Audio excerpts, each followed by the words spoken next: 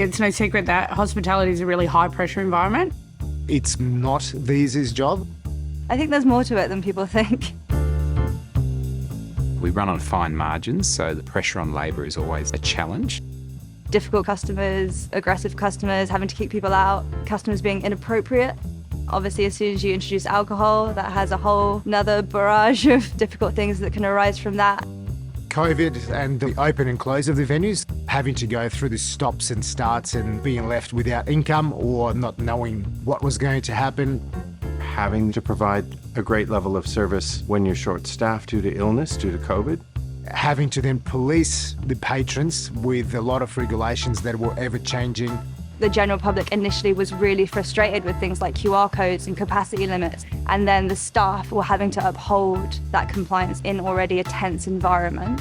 You know, I think everyone's mental health has been on a steady decline for the last 3 years. We started to recognise a lot of stress being shown in the workforce, and we have lost a lot of workers out of the hospitality industry. So with a grant from WorkSafe, the Australian Hotels Association Victoria has developed a learning network to address mental health in the workplace. We had consultation with employers and employees and worked out what were the key components creating stress within the hotel industry. As a result of that, we were able to develop policies and tools for the workplace. Having those tools and a very simple online platform, everyone is really on board with it. It's great to be a part of projects where they're actively identifying what industry-specific triggers are. It's quite insightful, and even looking into mental health as a hazard within your organisation is a slightly different perspective. It gives you the resources to run yourself through the, am I doing this right? Can I do this better? To really see if we were doing what we could to prevent mental health hazards.